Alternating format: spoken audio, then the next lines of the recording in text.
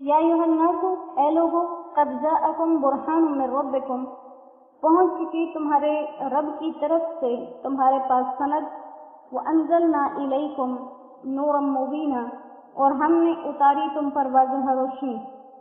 फ़अम्मल्लज़ीना आमनू बिल्लाहि, बस जो लोग ईमान लाए अल्लाह पर, वअतसमू बिही, और इसको मजबूत पकड़ा, फसयुदखिलुहुम फी रहमतिन मिन्हु, तो इनको दाखिल करेगा अपनी रहमत में, व फज़लिन, और अपने फजल में, व यहदीहिम इलैहि, और इनको पहुंचा देगा अपनी तरफ सिरातम मुस्तकीमा, सीधे रास्ते पर।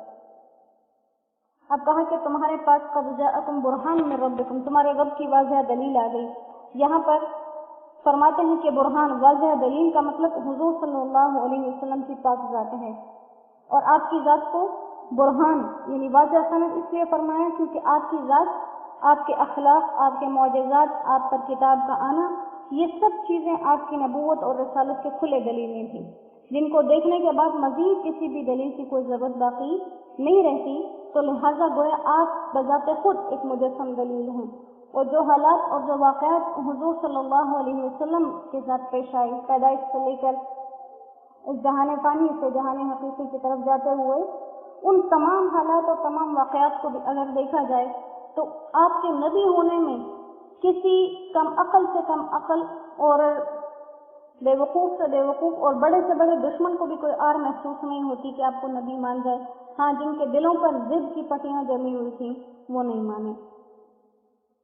तो यहाँ पर कहा कि तुम्हारे पास वाज़ह दलील आ चुकी है अल्लाह की तरफ से, और इस वाज़ह दलील के साथ तुम्हारी तरफ एक वाज़ह रोशनी आई है जो शरीयत और इस दीन की सूरत में आई है, और वो खुद उस पर अमल करके दिखा कर गए।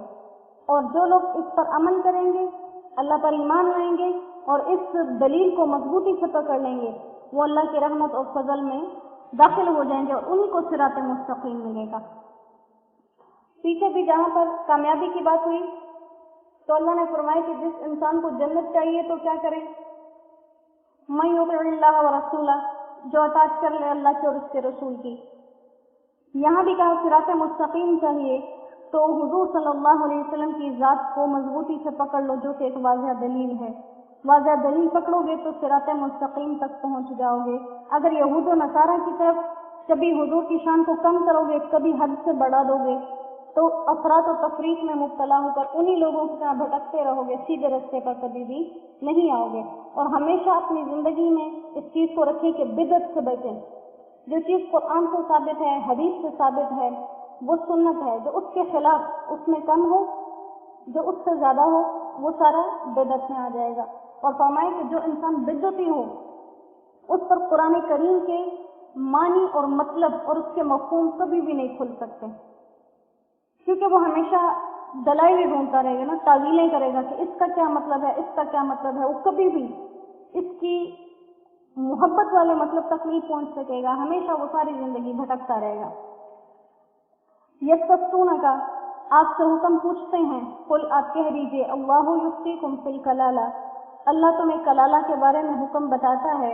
इन इम्रुउन हलका, अगर कोई आदमी मर गया, लैसा लहू वलद, उसका बेटा भी नहीं, वलहु उख्तुन, और उसकी एक बहन है, फलहा निस्फु मा तरका, तो मैयत ने जितना छोड़ा इस बहन को निसफ मिलेगा।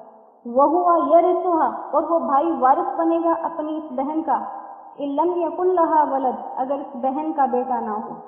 फ़इन कानत अस्नतैनि, और अगर दो बहनें हों, भाई मर गया, भाई की औलाद नहीं है, बहन ही वारिस बन रही है, एक है तो आधा, दो बहनें हैं तो फलहुम सुलुसान, उन्हें 2/3 मिलेगा। मिम्मा तरका, इस माल में से जो वो छोड़कर मर गया।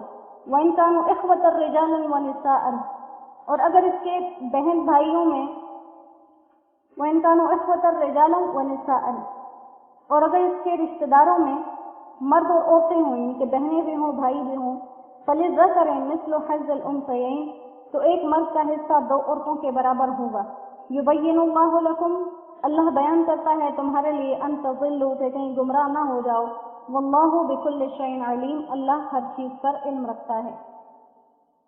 अब यहाँ पर चूंकि ये सूरह निसा अहकाम मीरास से ही शुरू हुई थी, और यह कुरान करीम का कायदा है کہ جس بات کو شروع کیا جائے درمیان میں انسان کے مقاصد تمام بیان کرنے کے بعد واپس اسی بات کی طرف لوٹ کر آتے ہیں، تو یہاں پر دوبارہ سے احکامات کو ذکر کیا اور یہاں پر کلالہ کے بارے میں بتایا کہ کلالہ جو ہے اس کی میراث کیسے تقسیم ہوگی۔ تو فرمایا کہ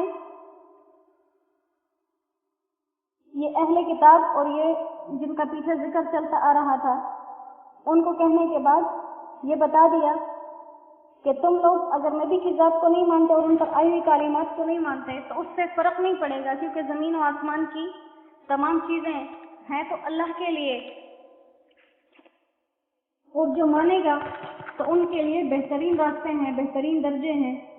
تو بتانے کا مقصد یہی تھا کہ یہ جو احکامات آئے ہیں شریعت کے، چاہے وہ میراث کے ہی کیوں نہ ہوں، یہ بھی قرآن کا حصہ ہے، تو اس کو ماننا قرآن کو ماننا ہے اور اس کا انکار کرنا قرآن اور وحی کا انکار ہے۔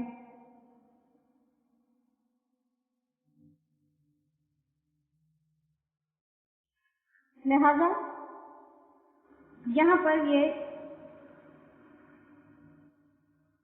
ساری چیزیں اللہ سبحانہ و تعالیٰ نے اس میں ذکر کر دی، اور اس کے ساتھ ساتھ یہاں پر کلالہ کا حکم اور اس کا جو نازل کرنا ہے، اس سے یہ باتیں بھی معلوم ہو گئی کہ اہل کتاب نے تو یہ غضب کیا تھا کہ اللہ سبحانہ و تعالیٰ کے لیے شریک اور اولاد بنا لی اور اسی پر ایمان لے آئے، اور وحی الہی کی گویا کھلی مخالفت کر دی، اور حضور صلی اللہ علیہ وسلم کے صحابہ کی تو یہ حالت تھی کہ ایمان اور عبادات کو درکنار معاملات جیسے میراث ہو گئی، نکاح ہو گیا، اس میں بھی وحی کے منتظر رہتے تھے اور ہر امر میں حضور صلی اللہ علیہ وسلم کی طرف دیکھتے تھے، اپنی عقل اور اپنی خواہش کو کبھی بھی حاکم نہیں سمجھتے تھے۔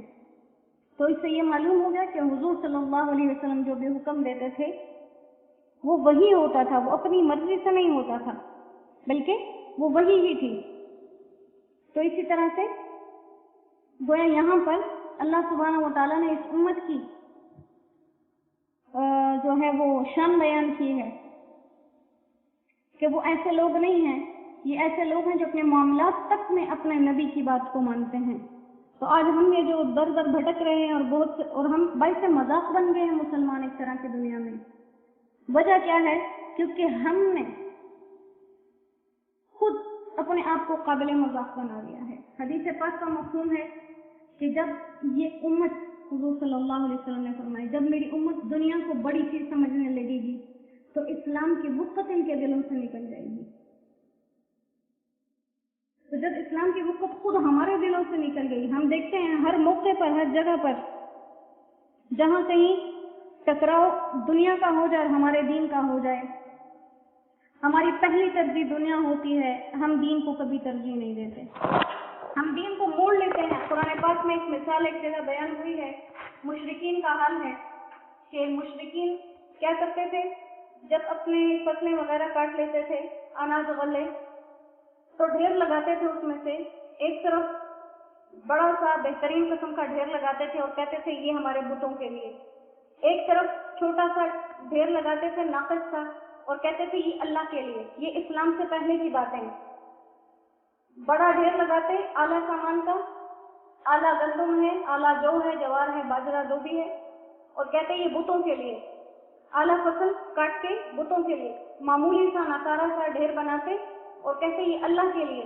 اور پھر وہی جیسے ہم دیکھتے ہیں کہ جب دانے ایک دوسرے کے اوپر ڈھیر کی صورت میں ہوتا ہے تو پھسل کے نیچے آ جاتے ہیں، تو جب اس ڈھیر میں سے کوئی چیز نیچے آ جاتی تو اس کو بھی بتوں والے حصے میں شامل کر دیتے اور کیا کہتے تھے، اللہ کو تو ان چیزوں کی ضرورت نہیں ہے، اللہ بے نیاز ہے۔ اللہ اکبر کبیر۔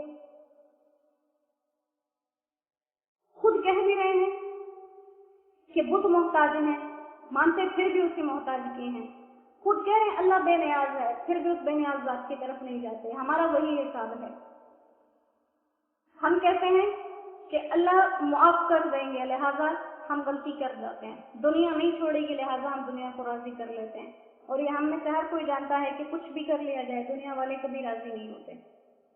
یہ تو اصول دستور ہے ہی نہیں کہ دنیا مان جائے کسی کی۔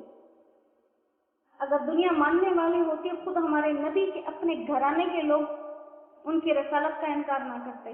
یہ دنیا کا ایک اصول ہے کہ دنیا ساری کبھی بھی کسی سے راضی نہیں ہوتی.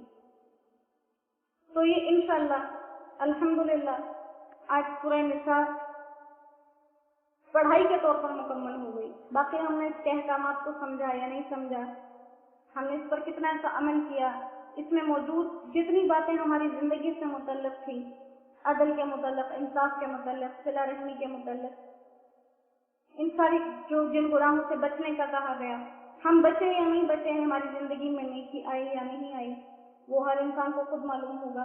لیکن اللہ سبحانہ و تعالیٰ نے اتنی ہمیں توفیق دی کہ ہم اس کو پڑھ سکے، جیسے بھی ہیں ہم گناہگار ہونے کے باوجود اس کو پڑھ سکے. اور یہ اللہ کا احسان ہے ہماری ذات پر. اس احسان کے لیے ہم اس کا جتنا شکر ادا کریں وہ کم ہے.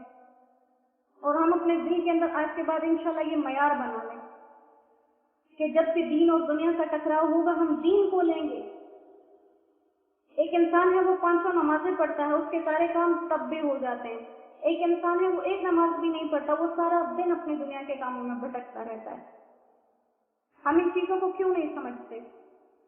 اللہ فرماتے ہیں جو میرے کام میں لگ جاتا ہے میں اس کے کام میں لگ جاتا ہوں. ہمیں یہ باتیں کیوں سمجھ نہیں آتی؟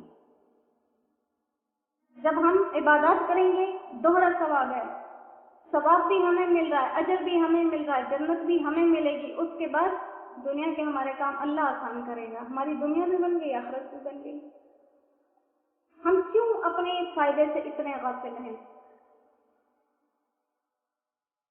تو انشاءاللہ ہم آج سے یہ عزم، یہ ارادہ کریں، پختہ عہد کریں اپنے ساتھ